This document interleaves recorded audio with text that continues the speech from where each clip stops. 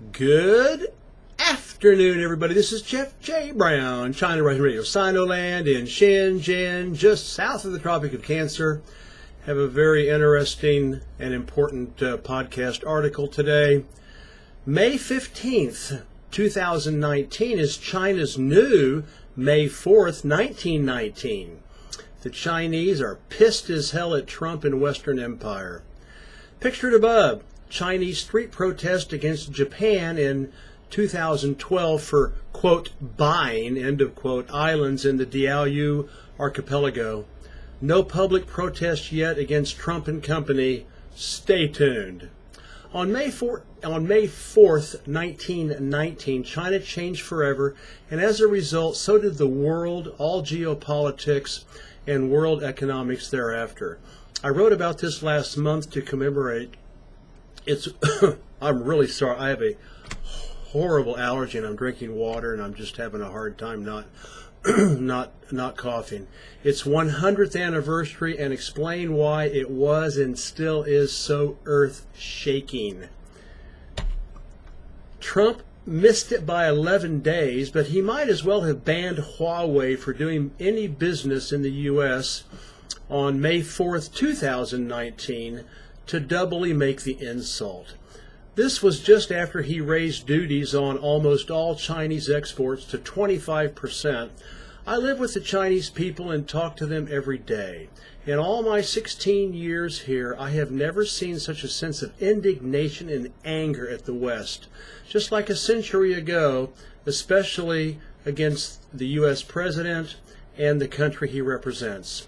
Social media, with hundreds of millions of participants, as well as the national media, are abuzz with calls to action. I predict that May 15th, 2019 will be known as China's 21st century version of the May 4th movement 100 years ago. But now it's not just young people who are fit to be tied. It's Baba Beijing, citizens of all ages and walks of life, who have again given up on the West as having anything credible to offer them. In 1919, it was notions of, quote, pluralistic democracy, which didn't last long as Mao Zedong and company realized that communism and socialism were the only solution to everything that was ailing their country, including the West raping and having plundered the people and keeping them addicted to opium, morphine, and later heroin since 1839. That all ended in 1949. Today, all hopes for the Chinese people to be included as equals in the post-war Bretton Woods WTO world order have been smashed on the rocks of realpolitik reality. Global capitalism cannot compete fairly against any country that is communist, socialist, anti-imperialist, including China as the world's biggest economy, so the West has to resort to doing everything possible to destroy them. Look no further than China, Russia, Serbia, Iran, Venezuela, Cuba, North Korea, Syria, Iraq, Afghanistan, Libya, and on and on.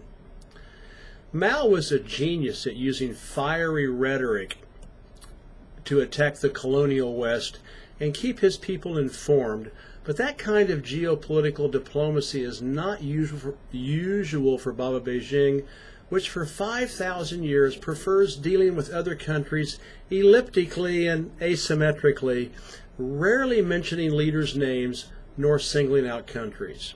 Yet to give you an idea about how the government has also lost all hope for cooperating with the West, media headlines now shout the U.S.'s, quote, economic terrorism, end of quote, calling bullshit on Trump and Pompeo, issuing travel and study warnings to citizens considering going to the United States, just releasing a white paper that scathingly excoriates the U.S. in its gangster behavior, and by the end of this month will release a blacklist of foreign companies that are working against the Chinese people's interests. We have not seen this kind of inflamed rhetoric and words being put into concrete anti-imperial action since Mao mocked the West for being a paper tiger while confidently developing atomic weapons. In the national press, there have even been calls for China to ban exports of rare earth metals to the U.S. China possesses the biggest known supplies and dominates the global market. A year ago, the headlines were saying that China would never lower itself to the level of the West. Not anymore. Time to get ugly. Since many rare earth metals are used in mobile phones, computers, and electronics, the answer goes, what's bad for Huawei could even be worse for Uncle Sam. Contingency plans are already in place. This was not Baba Beijing's ideas, but prompted by citizens on social media and contacting government portals directly to implement the ban. In the national press, Xi Jinping has evoked the heroic 1930s Long March led by Mao Zedong, which saved the Communist Party of China and the People's Liberation Army. He is telling his people to prepare themselves for hard struggle and sacrifice in the face of the West's onslaught. He has also used as role models famous soldiers and revolutionaries who sacrificed everything for communist liberation and the people's freedom from Western tyranny. A Western journalist friend contacted me and said he didn't think Baba Beijing would go so far as to ban rare earth metal exports to the U.S. It just goes to show you how out of touch foreigners are about China's very participatory and proactive democracy that I hear stuff like that. The Chinese people are royally livid at the West, particularly Trump and the U.S. Xi Jinping and the rest of the leadership, as real representatives of their people's voices, must take into consideration their rancor, sense of justice, and feelings of being insulted. Blacklists, travel warnings, increased heat on all the thousands of illegal Westerners working in China on improper or expired visas, extra thorough audits on foreign companies, rare earth metal bans, calling for boycotts of Western goods, increased presence in the South China Sea, greater pressure on Taiwan, sending home NGOs suspected of working for the CIA, openly arresting Westerners engaged in espionage, scrutinizing imports, specifications and bills of lading from the U.S., giving all help China's high-tech companies need to weather the storm, like Huawei and ZTE, along with the other 150 on Trump's shit list. There are many tactics and strategies Baba Beijing can use against the West. Just this week, Shanghai shipped back 7,000 metric tons of garbage that had been illegally shipped from various Western countries. The one thing I don't think they will do is start dumping the $1 trillion in U.S. debt that China owns, as that would likely cause a global meltdown by threatening the reserve status of the dollar. That day may eventually come in 10 to 20 years when China is first among equals in a multipolar world, unless Western economies don't crash on their own beforehand, which is very possible. Venezuelans are proving that if a nation is unified against any and all aggression from a much more powerful adversary, it can persevere and eventually win. The same thing happened during the Korean and Vietnam Wars.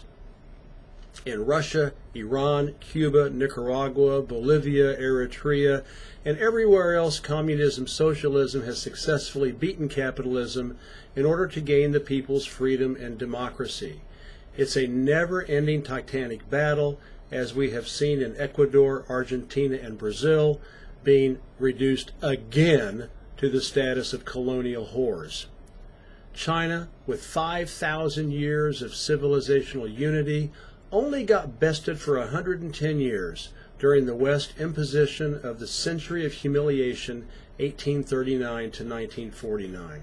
With the Huawei ban, Trump and company have unified China's people like never before, just like what the West's lies and treachery did 100 years ago. This is Jeff J. Brown, China Rise Radio Sinoland. Please make a donation up above to keep the hackers out of my computer. Thank you.